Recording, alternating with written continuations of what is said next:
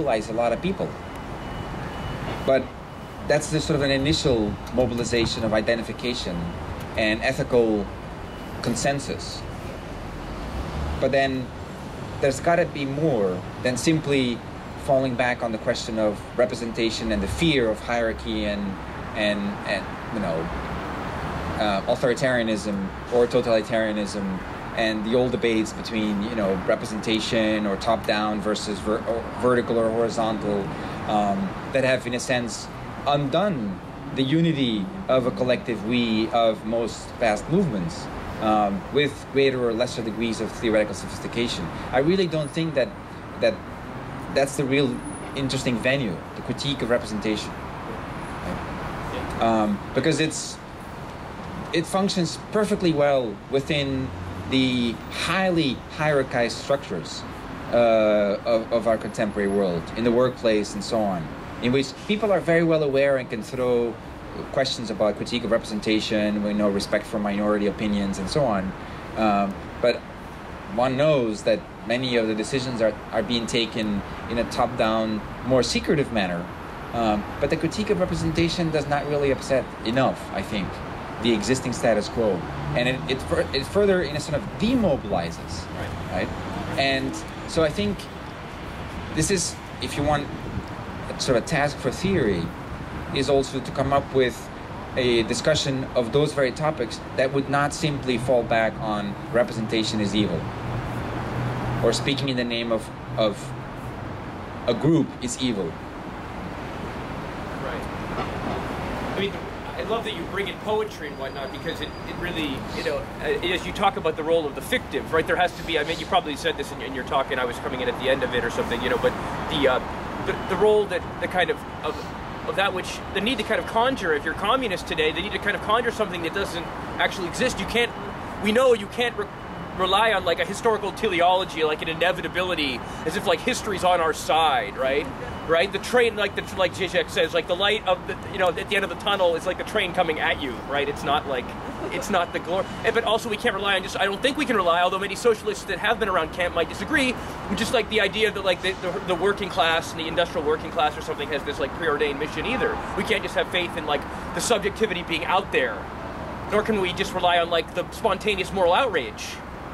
Right. So, and the way you point out like the need for like, the role that ideas plays in the politicization itself, I think, but not in the abstract, but in particular situations, I think is really important.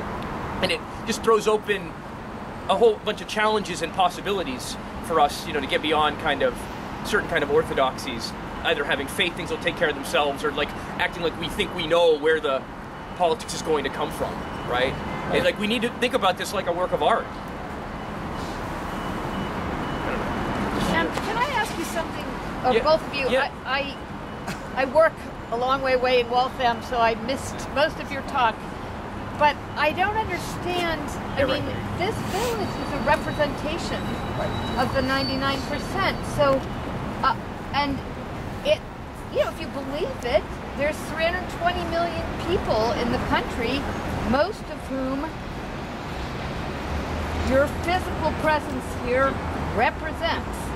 So, tell me what the problem with representation is, given that you're already fully conscious of doing it with your bodies in the rain. Right. Maybe it's a fear of speech or something like that more than it is representation. I mean, I'm not endorsing it. I'm saying I'm just curious. I'm saying that when I've been, to make it practical, I've been involved in efforts to try to, like, you know, to bring kind of unity statements forward, collectively written, bring them to GA and so forth, you know, early on in particular, right? And like I'm not trying to like harp on this one point, but like there's like a, I don't want to say it's the majority, but there's a kind of vocal constituency and a dominant, maybe, I would say maybe not dominant, but a mode of thought here and other places that's kind of like, we shouldn't prematurely, or we shouldn't really, they want to say prematurely, right, represent kind of what we stand for, even in the sense of what we stand against.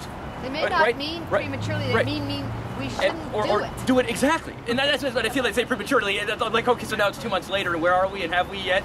And I mean, I've been a little bit uncharitable in suggesting that the process that came into existence is kind of like a meatloaf making process, where it's like, let's all like throw in our little particularities, and then we'll cook it, and like it'll it'll somehow be representative, as opposed to like putting together, I mean, not to be elitist, but like a gourmet meal of like really like the best thoughts you could have, and then see if we like it. You know what I mean? I mean, that's maybe not the best metaphor. I do, but you just keep talking about products all the time.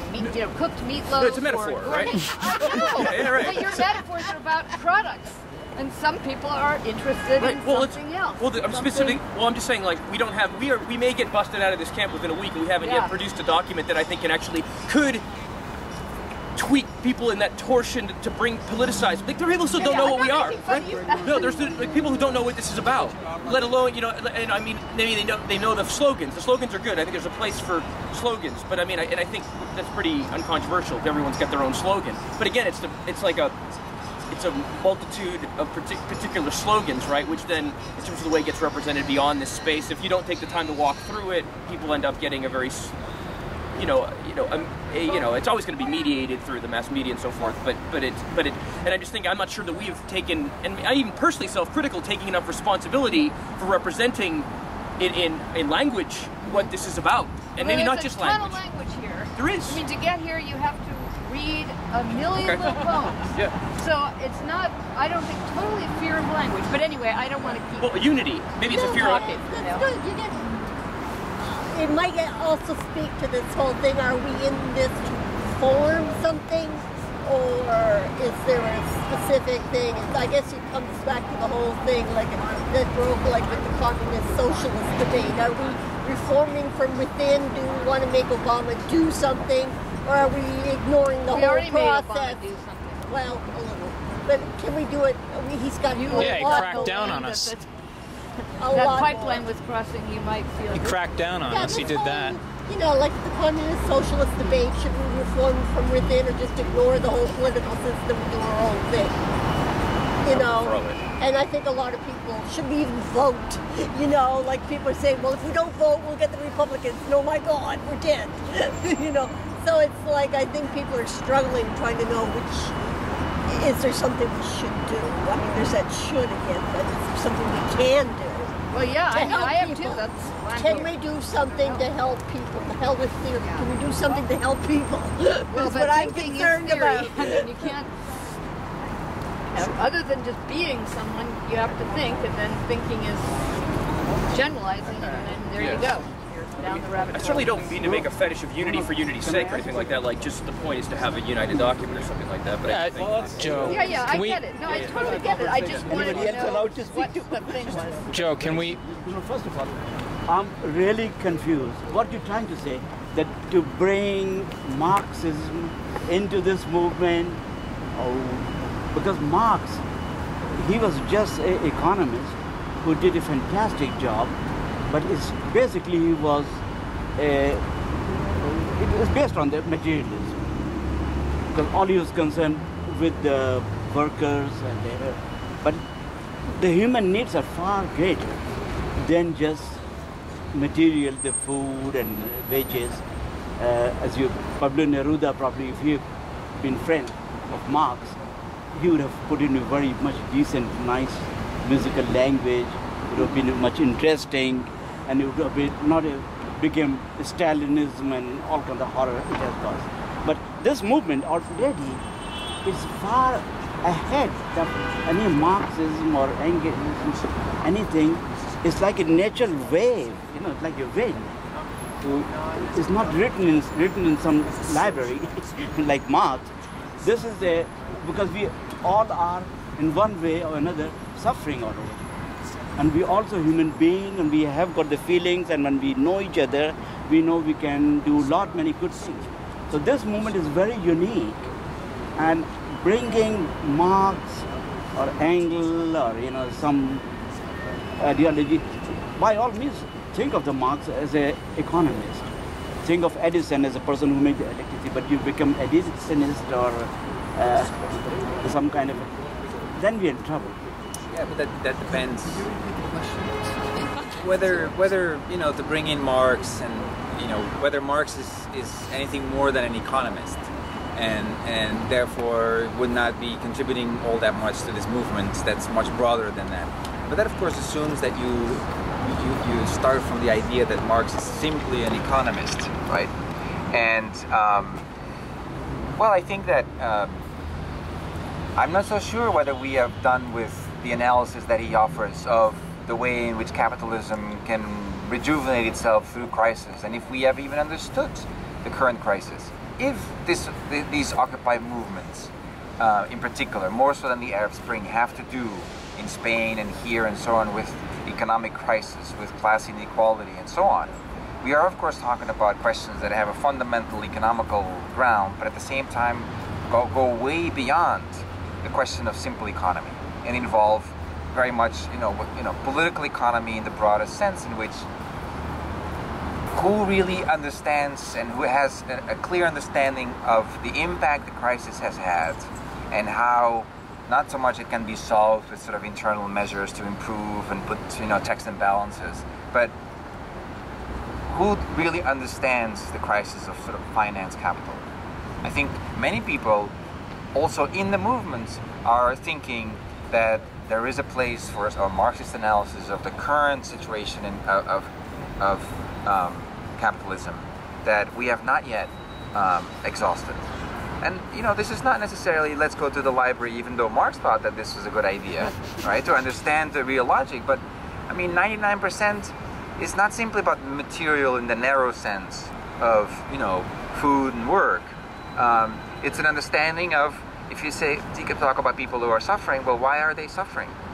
Why do they feel identified under the 99% if this is not to do with the production of value, in which basically people understand, listen, the people producing the value is us. In general, it's the 99% who produce the value that makes this machine run, and probably makes it run into the ground, right? So it's not, Marx is not simply an economist, right? I mean, I'm not saying that he's just economist, but just to get hanged up with the economy. Oops, sorry about that. It will be a mistake, because capitalism is choking, and it will go itself away, because world resources cannot support it. The weather, climate changes, etc., would not allow it. So as Marxism went in a very natural way, because by the time Stalin has taken it, it became extremely ugly ideology. So this movement, what is coming there, is basically one of the things is that we cannot say is just purely materialistic, because I was there last couple of weeks ago in New York, and when from Tahrir Square, the Egyptian delegation is coming, and the same way in Australia, the people, they are concerned. So it's a lot more than universal brotherhood on a very natural base, instead of putting some kind of a stamp and let it grow, because this is the seed we're putting right now. It would not, nothing will happen probably next week. But So I wanted to say something about the question of representation that you brought up, in terms of, you are obviously involved in a representative movement, standing in for a broader population. And Slavoj Žižek at this conference in New York brought up a very interesting point, which is that even this mainstream media, when the Arab Spring happened, were willing to suggest that the people gathered in Tahrir Square were the Egyptian people. In other words, they even, for their own purposes, right? But they were speaking of the Egyptian people have expressed their will. And not everybody was there. And obviously not everybody was there. So that's on the one side. On the other hand, this is a system, I think the critique of representation also starts from the premise that what's wrong with the existing system, and what was wrong also with past histories of certain left movements, was a vertical, top-down, centralized decision-making process that created its own bureaucracy, and that in the existing electoral politics, we also are caught within a non-functioning circle of actual politics that are not representative at all, right? And what's happening now in Europe is, of course, that the same mainstream media are also extremely happy and see no problem whatsoever when a technocrat is being placed in top positions. And this is probably going to happen as a result of, the IMF and the central bank and so on. So these are not elected officials. There is no democratic process here at all. these are pure technocrats. They are being placed at the head of entire nations, at the head of public universities. The super committee here, for instance, right? Exactly. These are not, well, you know, some of them can still be drawn from, you know, their small selection of elected officials, but that's not the case in Italy or in Greece. And again, mainstream media have no problem that the representational system is being bypassed completely. In the name of what? In the name of economical emergency and efficiency. It's necessary to save those countries from their own. In other words, I mean, if we're going to talk seriously about the values that supposedly wars are being fought over, these are representative politics, free elections, and so on. In many Western European countries right now, this is no longer happening. But not only just because de facto it's not happening here, but also even as a matter of rule, it is no longer working in Greece or Italy, and it probably will happen in Spain, and it will happen in, you know, in France and in many other places where basically out of economical need, pure technocrats are being accepted, even celebrated. I mean, what happened in Italy, you could call had been a different country, it would have been called a coup. Yeah. Right. It's a soft coup. And of course we can say, oh, finally we got rid of Berlusconi. Well, you know. Was that the economists that came to? Yeah, I mean, these are all technocrats from within the, you know, the ranks of the Central European Bank. So to sort of problematize the question of why this movement falls over the issue of representation, if even on a global scale, the situation is far more complex, and there is a capacity, even in mainstream journalism, to recognize that certain people can speak. And this has always been, I think, the strength of political movements, that they have been able to speak in the name of all. Yeah. I mean, speaking of that all, I mean, I think a lot hinges on how we are the 99% comes to signify, is it in nationalist terms, which I think it still can in some places, there's still that sort of a populism, or is it going to be, as I think it is, international? No, it is international. No, I think it is, but I think it's also, even within the movement, it's invoked in different ways at this point. And I think, actually, I mean, I'm glad you brought up Egypt. There's actually a planning group, I think they're actually probably meeting like right now someplace, but Brian Cove and others are organizing an Arab Spring, you know, kind of solidarity day at Egypt, and I don't know exactly what the title is going to be for Sunday here, which I think is very important to kind of restore. Some people I know have it on their minds, but in a sense, I mean, Tahrir Square, you know, first off, is still a place of struggle. It's not over, and we should be very aware of that. But also what we're doing here, I mean, to some extent, even the form we're deploying really has something to do, a lot to do with, I think, what happened over the summer, yes. the seizing of public squares and whatnot. Not that it started in Egypt even. Well, for us, a lot of people it did. So that's this Sunday. I mean, those who look on Occupy Boston, there should be I think we should be thinking about how can, I mean, at the end of your book you say, you know, you quote Marx, kind of what distinguishes communists from others within the movement. One is the focus on the property question, and the private property as a kind of something to be overcome and challenged. And the other thing is to be internationalist, right? Even within the context of existing movements, as tricky as that can be. And I just feel like that is something, I know it does happen. We've had anti-war rallies, you know, Palestine solidarity rallies, but I mean, I think it's something just an ongoing thing for us to be thinking about is like, how can we bring out the international component of that? And I mean, actually, to make it more of a problem, like Brian Coble, I was talking with him, was saying, you know, there is like a really active Egyptian solidarity movement in Boston, and they're not here at all. There's a really, like, he's on the email lists, and like, so the question is, how can we bring that out? You know what I mean? The idea, I mean, if we're going to really think about the 99%, in a global sense, that also means, I mean, being such a predominantly immigrant country, like the world is here, right? The world, you know, as well. And I mean, that may be one of the things that can, I mean, we should just be constantly be thinking about. I know, I feel very badly that these people are coming out and saying we want a democracy, and here we supposedly, the United States saying, well, you should be democratic because look at how wonderful we are. And I'm there going, well, what exactly is democracy he's talking about? It's like, we don't have one. It's like, you know, this whole thing of what is democracy? How can we really get a real democratic country? How can we achieve this? I'd like to know that. That for me is central.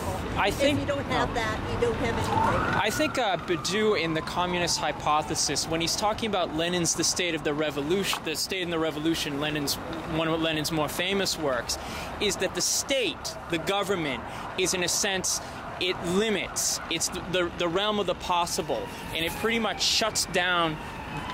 And the revolution makes the impossible possible.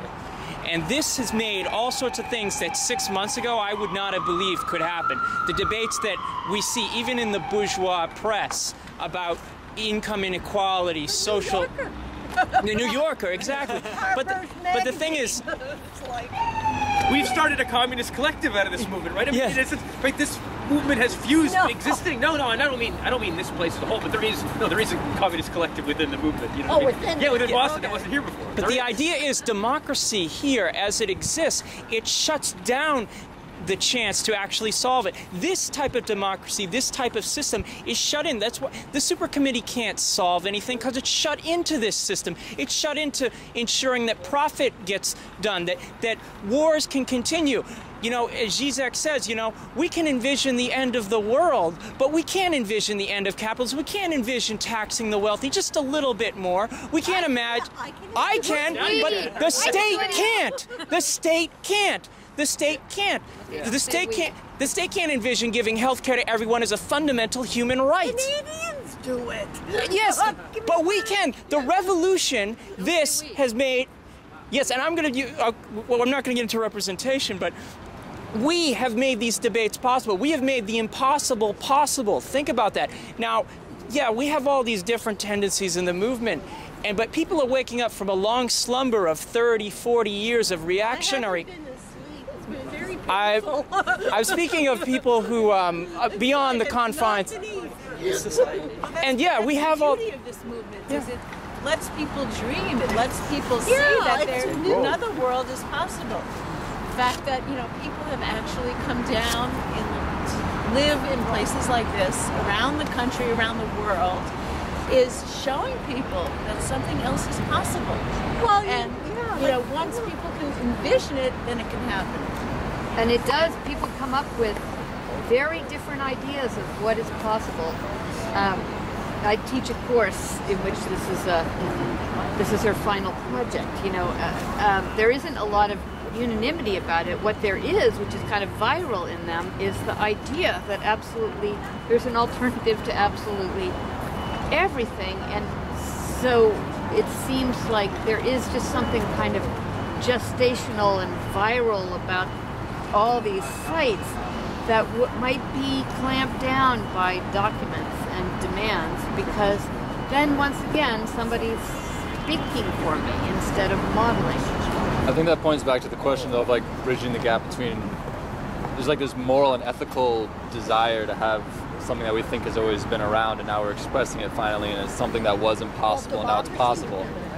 But then you have to jump across that to politics somehow, and you have to figure out if you're not gonna go back to these these false promises of democracy and representation like you're talking about. That's why people are so afraid of representation. I think it's because we've been told that we already have it, and we don't. And we don't. Yeah, and so it's a slippery slope if you start saying we're representing again, which I think is an entirely different view of representation than a more like theoretical critique of even the possibility of subjectivity or militancy. Well, I'm just saying that there is a kind of representation that isn't prescriptive or doctrinaire or defining, but which is more modeling. And I think the big question is, how do we use it politically? Yeah. You mean, how do you use it better than it's already being used? Yeah. Right. I mean, it's got to go somewhere. It's going to go somewhere. It's not just going to happen. People have been working their little asses off. You know what I mean? It's not just going to happen. Allow me to say something with a very long experience. Probably you will understand. When I came in 1967, it was a totally different country. In Harvard Square, I used to sit there. We discuss every possible thing, and people they invite each other home. In the last 20 years, maybe I became old or something, but this has changed. I'm a Muslim. I go to the mosque. I used to go and greet the people, but when I go and greet the people, they look to me suspiciously that I'm an informer or what it is. Or when I see some nice-looking baby or person that I'm looking as my daughter or sister or something, but they look to see this dirty old man is looking something. So this is something is very unique. It needed some open space that me and you we can talk, because if I have talked with you with an accent like that, you've been thinking that I'm FBI agent or drug dealer or something.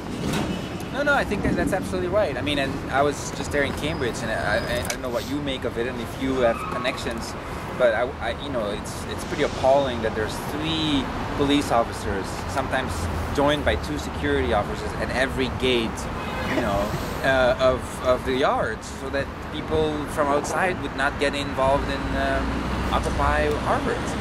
I mean, it's extraordinary. Or hear lectures, or use the libraries, or any of what it. I used to live here like 10 years ago, and the yard was a lively place, and people would sit around and hang out, and it's dead. There's almost nobody there. It was 10:30 in the morning. You would expect students, even students, just to go from one building to the other. I hate to say this, the whole last graduating class of Harvard, they all went to I mean, you really all have to re-educate. Yes. Yeah, the whole honestly, class. there's nothing is like nationalism. But when we meet each other in the past, we did not see each other as a different nationalist. We see as a universe, just overcome some of the life. You see the map, there's no Luxembourg and Germany and France. This is a little tiny planet. And the way to grow is not on the basis of the nationalism. We are little citizens of this very tiny planet. That may die because of, you know, even I'm not sure capitalism will die, but the planet or much of the ecocide will, right? I mean, you know, James Hansen, who's not a socialist, although he's getting more like critical of the, you know, the NASA. You know, he was the head NASA scientist of climate change, like one of the first people to coin global warming. He says if we burn all that, he was actually talking about some of the very carbon deposits that were shut down by this pipeline, but they're going to find another way to try to go at them. If that carbon is burned, as capitalists interesting, we'll turn this place into a Venus. Actually start this now. That's kind of to use apocalyptic scenarios, and not like it would be okay if it wouldn't turn into a Venus. But I mean, I think your point is really important. Is it's like worse. Everyone was dead. Yeah, I mean, it isn't. I mean, I think the need for socialism as a transition or whatever to communism is not simply that like workers get exploited. It's an aberration. Like this system's survival. going. It's survival. Yeah. So can we survive? That's what we're talking about. I mean, seeing where the system's going, the capitalist system's going, like introduces like this imperative to change it radically, and that is like when I hear what you say, the communist like horizon, right? It's kind of like we need everything. We need to be orienting towards like a radical changing of thing, and that needs to be not like the guarantee of we'll get there, but like something at every moment. Even if we are going into the state for a specific moment, even if we are getting into demands, but like we need to find a way to keep that red, whatever color you want. Maybe it's a green-red mix or something. I don't know what you want to call it. We need to keep that horizon present, or else we will just get sucked right back into the. Oh no. Into no, I don't mean you, but I mean like. How do we keep alive the? No, I mean if people realize in order to survive, in order for their children to survive as human beings, they have no choice. Well, nobody's going to get sucked up from that. But it's often more mediated than that, right? Too. I mean, like they also need a job to keep their kids fed, and so like there's all there's all these ways in which the particularity, immediate demands of life can kind of pull you back into. And I'm not trying to suggest this is like complicity or something. It's just like it's the dynamic of the system which exists. So how do we keep alive? I mean, again, I feel like even the movement already. I've seen the document that may be brought tonight, the GA. And I support parts of it, and it's a statement of values, but then of course, and it's claiming not to be defining and all these things, but what's in there, which is claiming to be kind of neutral, we're a place for the development of like populist legislation development and calling for finance reform. We're right back in it again, if that's what we stand for. Yeah. We're right back in it again, you know, and forget the third world and so forth. I mean, you might argue we could maybe as a populist movement make some reforms that would improve living standards, but I mean, someone else, I mean, the system, the exploitative nature, predatory nature isn't going to go away, so someone else is going to be, if it's not going to be your kid working, you know, in the mines, it's going to be somebody else's. So it's like, so I think the ideas have to play a very important role here. Not just ideas, but I mean, how do we keep alive the global nature of this when we're always in localities, right? We're always in particular places that can like. We have off. I know. No, right here. Yeah, I was going to mention something, which is, it seems odd that we're throwing along around a lot of phrases that have to do with things like, well, we can't keep on going like this, and there's this like super concern about people representing you, and even the more crazier idea that I should be able to tell other people what to do. Well, the real question is how can we possibly conceive ourselves as a group called the 99%, right? How can we be a we if we can't, as an action of we, tell individuals what to do? Like, for instance, I was thinking about this, right? There's always, green is always a really good example of this. There's always this sort of things like, I can't do this, and there's enormous purpose, enormous sacrifice on personal grounds, not taking the elevator and things like that. Well, here's the thing is you don't need to take the elevator. The person at the bottom is going to hit the down switch, and the elevator is going to go down, and it's going to burn all that electricity, right? The concern that we have with the 99% is, first of all, it's not a matter of representation. It's useful to think about the issues of representation, but it's an assertion about who has the right to tell who what to do in this country. Right now, it's the 1%, and they get to tell us what to do, right? I mean, we try to dance around and say, oh, well, the movement doesn't have any meaning and doesn't have any goals. I think that's, you know, that can be leveled to a certain degree. But there's one thing that joins everybody around the world, something that previous populist movements in the United States was not able to capture, and that is an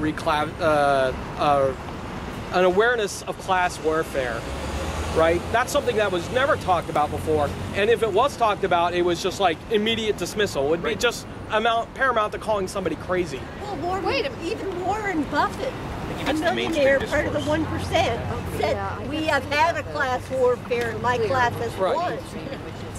So I mean, they're well aware of class warfare. They're not stupid. So, they're the most class-conscious capitalist class in the world. I don't think it's as cloudy. I mean, there are lots of things to work out about it.